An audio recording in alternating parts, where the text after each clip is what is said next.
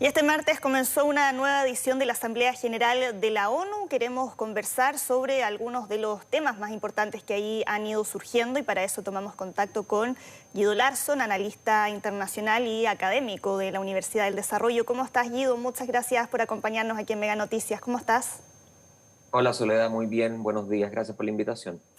Guido, partamos por uno de los discursos más esperados, tal vez como era el discurso de Joe Biden en su primer discurso ante la Asamblea de la ONU, donde ahí, bueno, él apela al multilateralismo, ¿no? A diferencia de su antecesor, habló de cooperación en distintas materias, pero también previamente venía muy cuestionado por lo que ha sido la retirada de Estados Unidos de Afganistán. También ahí se abrió un foco de conflicto en los días previos con sus aliados, con esta alianza AUKUS. Ahí, ¿cómo viste este discurso y cómo queda posicionado finalmente la imagen de Estados Unidos ante el mundo?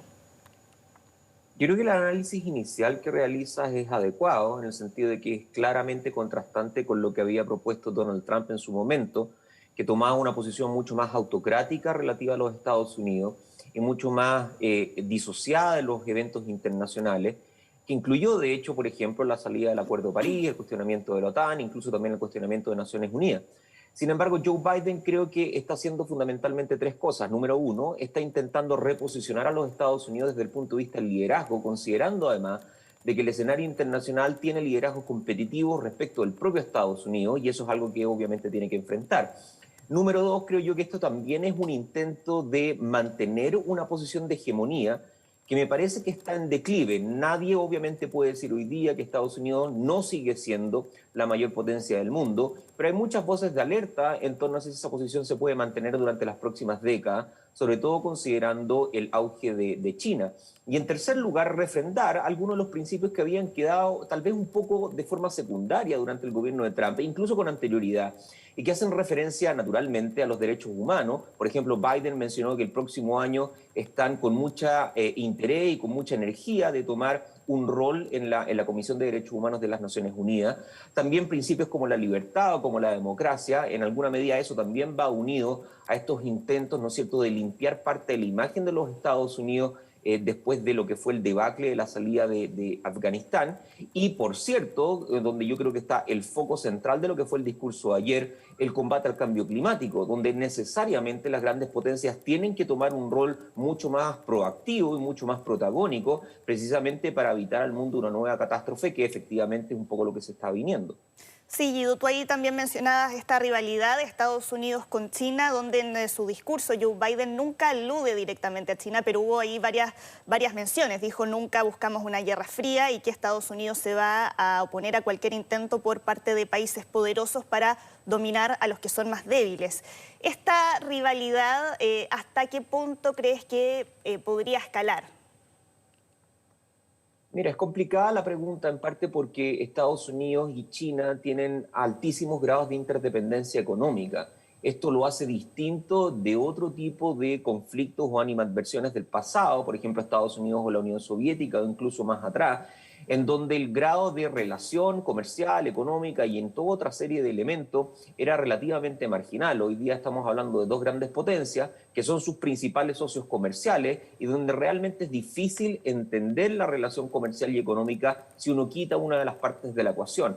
En ese sentido, creo que Joe Biden fue relativamente vago, como bien dices tú. La única mención relativamente directa que hubo en el discurso fue cuando aludió a la provincia de Xinjiang, que efectivamente es una provincia problemática para China y en la cual ha habido acusaciones en torno a la población uigur y el tratamiento de esa población por parte del gobierno chino.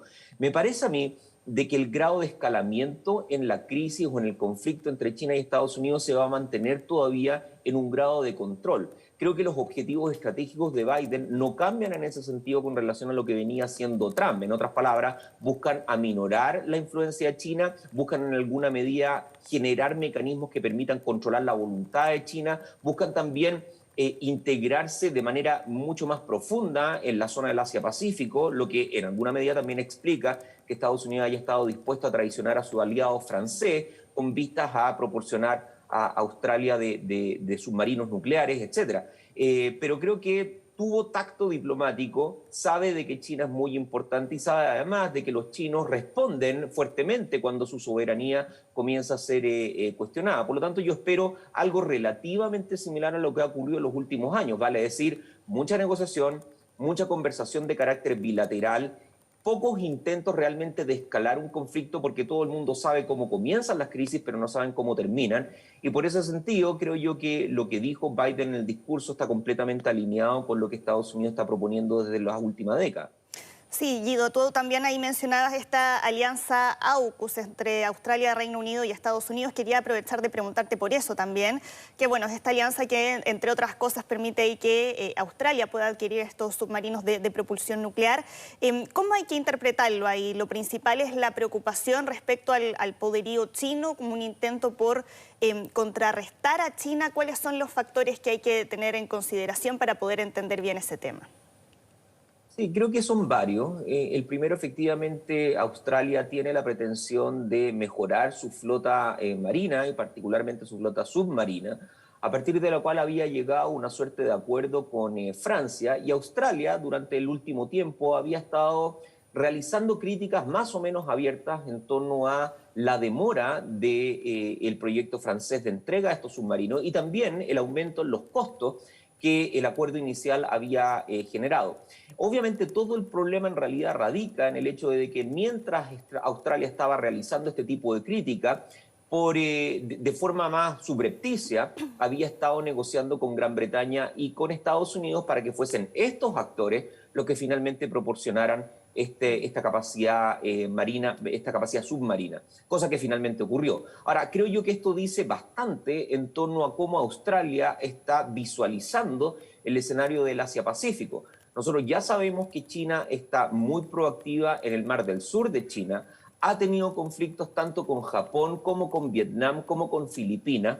Entiende en alguna medida que Australia, siendo anglosajona, igualmente forma parte geopolítica, incluso cultural, uno podría decir, de esa zona regional, y mira con mucha preocupación esta actitud de China de intentar tomar bajo su control lo que ellos denominan parte de territorio soberano. Y por lo tanto Australia también se ve sometida a una presión muy sustantiva, una presión que tiene que ver con el tiempo, ¿no? Si no actúo ahora y si no genero finalmente desincentivos para el accionar chino en parte de mi propia zona de influencia, quizás puede ser demasiado tarde y por lo tanto estuvieron dispuestos a arriesgar la relación con Francia en función precisamente de nivelar ciertos equilibrios de poder político y de poder militar entre China. Ahora, obviamente, todo esto catapultó una rabia bastante justificada por parte de Francia, pero creo yo que todavía forma parte de los mecanismos diplomáticos con los cuales se demuestra finalmente el antagonismo que existe en este proceso de negociación y que Francia consideró injusto.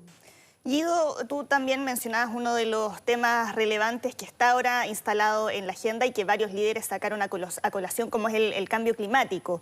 Y allí uno de los anuncios que se destacaron por parte de Xi Jinping tiene que ver con que él dice que se va a dejar de financiar centrales a carbón en el extranjero, algo que algunos han valorado. Aquí estamos hablando del el país que más contamina en el mundo, ¿no? Pero ¿sirve de algo ese anuncio si es que no toman medidas dentro de su territorio? ¿No es ahí como se podría interpretar tal vez como un volador de luces en ese sentido? Ahí, ¿cuál es tu mirada?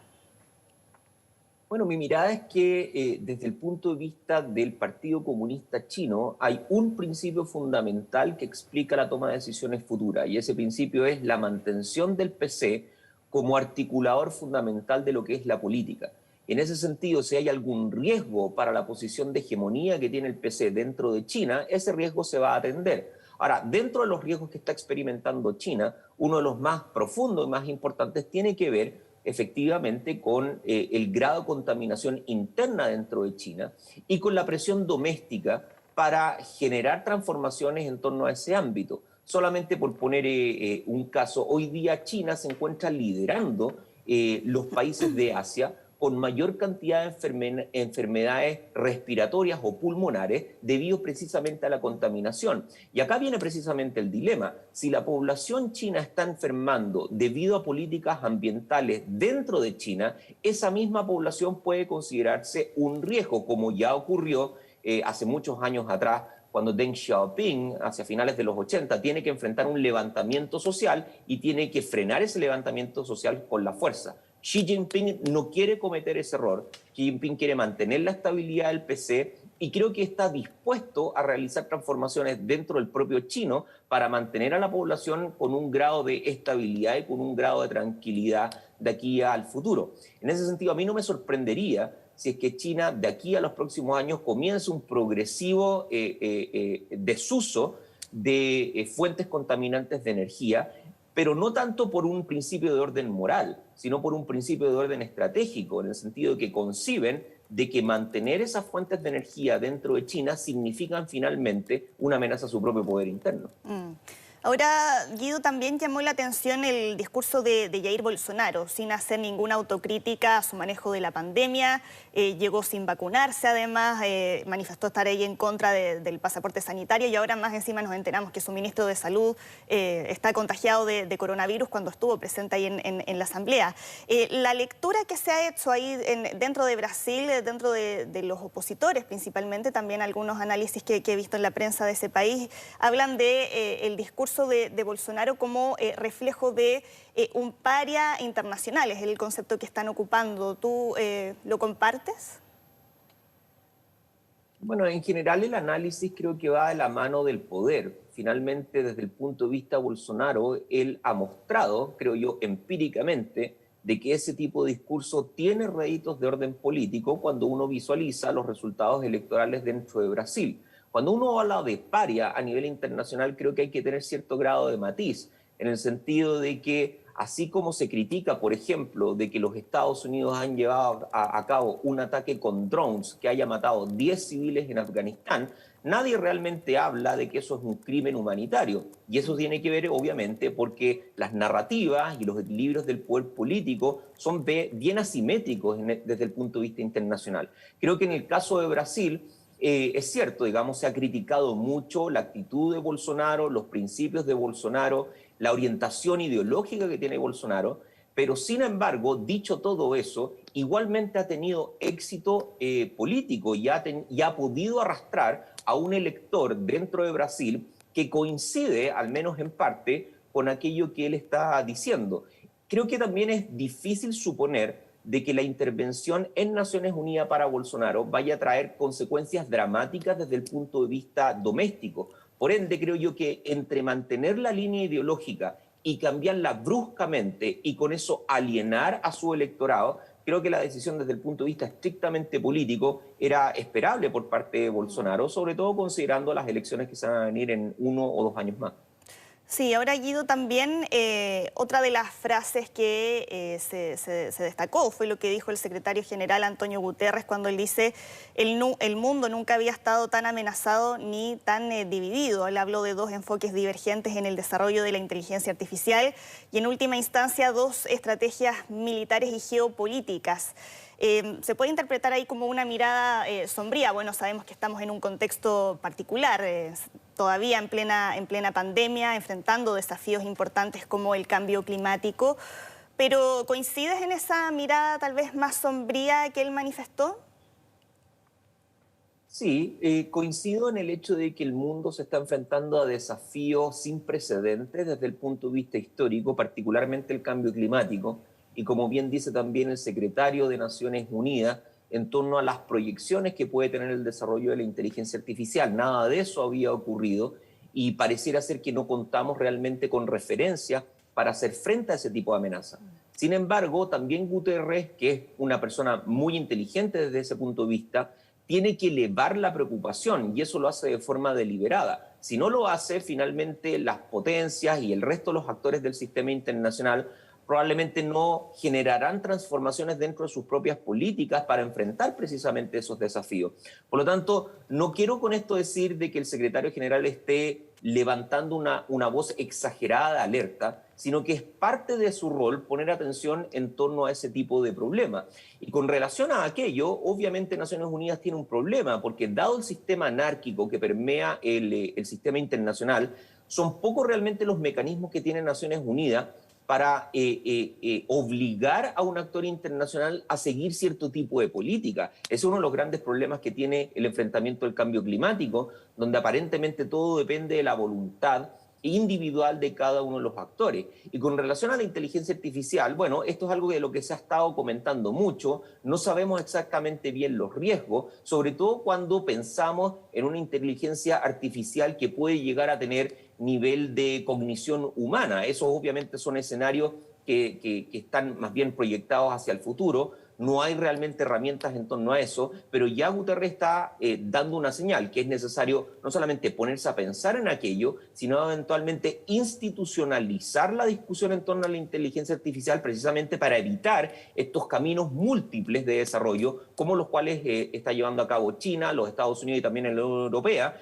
que todos tienen la intención de llegar a la obtención de inteligencia artificial, pero sin grados mayores de integración o de diálogo o de principios comunes compartidos. Y creo que el rol de Naciones Unidas es precisamente alinear esas diferencias en torno a esa temática. Bien, Guido, muchas gracias por esta conversación, por haber compartido aquí tus puntos de vista con nosotros aquí en Mega Noticias. Gracias por habernos acompañado, que estés muy bien.